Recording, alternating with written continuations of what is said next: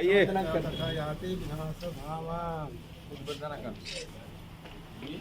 नमो तस्सा भगवतो अरहतो सम्मा सम्बुद्धस्सा समाधियामि अधीनदाना वीरमणि सिद्धापदं समाधियामि कामेषु मिथ्याचारवीरमणि सिद्धापदं समाधियामि मोक्षावादा वीरमणि सिद्धापदं समाधियामि सूरानिर्मजपमाधियामि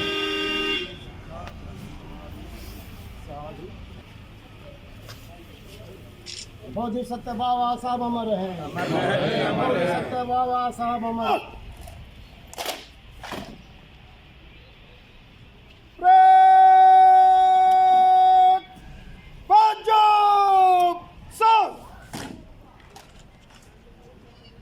श्रीमान बिहार विशेष सशस्त्र पुलिस बल पटना गणतंत्र दिवस परेड को निरीक्षण को तैयार है श्रीमान।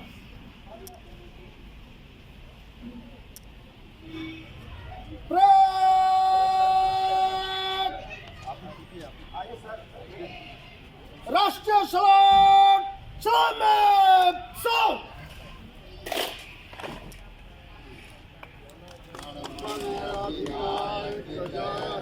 भारत भाग्य विधाता पंजाब सिंध गुजरात मराठा द्राविड़ उत्कल गंगा विंध्य हिमाचल यमुना गंगा उच्चल जलधितरंगा सब शुभ नामे जागे सब शुभ आशीष मांगे जागे कर जय गाथा जनमंगलदायक जय हे भारत भाग्य विधाता जय हे जय हे जय हे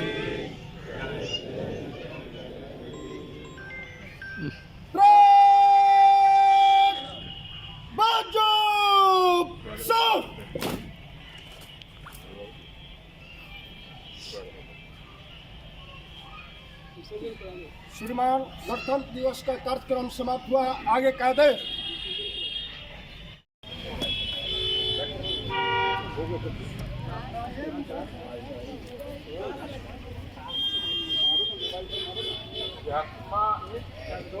अवसर पर आप सबों का मैं हार्दिक अभिनंदन करता हूँ और अनुरोध करता हूँ कि आज का और ये बहुत ही गहन विमर्श का विषय है कि समता, स्वतंत्रता और भ्रातृत्व की बुनियाद पर जिस संविधान की रचना बाबा साहब भीमराव अम्बेडकर ने की थी, आज 75 साल पूरे होने के बाद वो संविधान किस तरह हमारे देश के लोगों के बीच लागू हो पाया है, संविधान की जो शक्तियां हैं हमारे लोगों को किस तरह से लाभान्वित कर पाई है या नहीं, मकसद पूरा नहीं। और बाबा साहब के बनाए गए संविधान में जो अनुसूचित जाति, अनुसूचित जनजाति, पिछड़े, दलित और महिलाओं को जो अधिकार दिया गया वो जमीनी रूप से कितना लागू हो पाया है उस पर हमें आवश्यकता है। वो नीतियाँ कितनी लागू हुई इसकी समीक्षा करने की आवश्यकता है। कुछ शक्तियां ऐसी हैं जो भारत के संविधान को चैलेंज कर रही हैं और संविधान को तोड़ने, मरोड़ने और उसे समाप्त करने की भी कल्पना कर रही है, जो इस सशक्त लोकतंत्र में कतई संभव नहीं है। लेकिन इसके लिए हम सभी को जागरूक होना होगा, बाबा साहब के बनाए हुए संविधान को पढ़ना होगा और उन्होंने जितनी भी अपनी किताबें वाङ्मय के माध्यम से जो रचनाएं हम लोग के सामने प्रकाशित होकर आ पाई हैं उसे पढ़ने की आवश्यकता है और पढ़कर उसे अपने लोगों के बीच पहुंचाने की आवश्यकता है। तो निश्चित रूप से आज गणतंत्र दिवस के अवसर पर 26 जनवरी 1950 को जब भारत का संविधान लागू हुआ तो किसी ने नहीं सोचा था कि बाबा साहब का बनाया गया यह संविधान पूरे विश्व में सबसे सशक्त लोकतंत्र को स्थापित करेगा। तो इसी अवसर पर सभी आए हुए बुद्धिजीवियों को सुनना है और विशेषकर हम आभारी हैं अपने DGP BS AP AK Ambedkar साहब का, जिन्होंने अपने व्यस्ततम कार्यक्रम से समय निकालकर हम सबों के बीच मुखातिब होने का कष्ट किया है। ठीक है ना। हम आभारी हैं सर, और आपके आशीर्वचन के हम आकांक्षी हैं। और पुनः गणतंत्र दिवस की ढेर सारी आप सबों को बधाइयाँ और जय भीम, जय भारत। और इस अवसर पर मैं कहना चाहूँगा कि देश के प्रबुद्ध नागरिक यह महसूस करने लगे हैं कि हमारा गणतंत्र खतरे में पड़ता जा रहा है। इस पर हमले शुरू हो गए हैं और इसके दुश्मन हमारे ही बीच के हैं, जो हमारे गणतंत्र के विरुद्ध षड्यंत्र कर रहे हैं, साजिश कर रहे हैं। इससे हम सभी नागरिकों को सावधान रहना है और अपने साथ जुड़े हुए लोगों को सावधान करना भी है कि यह बचा रहे, हमारी लोकशाही, हमारा जनतंत्र, हमारा गणतंत्र बचा रहे और हम उससे मिलने वाले जो लाभ हैं, समता का, स्वतंत्रता का, भाईचारा का, न्याय का और सामाजिक न्याय का, वो लाभ हम उठाते रहें। हमारे संविधान ने हमारे देश में जिन प्रजातांत्रिक मूल्यों को स्थापित किया है, हमारे जीवन के मूल्यों को स्थापित किया है, वो मूल्य अक्षुण्ण रहें, उसका लाभ हमारी आने वाली पीढ़ी भी उठाती रहे और एक शानदार सुखद जीवन जी सके तथा देश उसी रास्ते पर चल करके एक अच्छे समाज का निर्माण कर सके। यही शुभकामना है हमारी और हम यही चाहेंगे कि देश के जो प्रबुद्ध नागरिक हैं, जो संविधान में विश्वास करते हैं और देश में तार्किकता, बौद्धिकता और वैज्ञानिक सोच को भी विकसित करने की ज़रूरत है।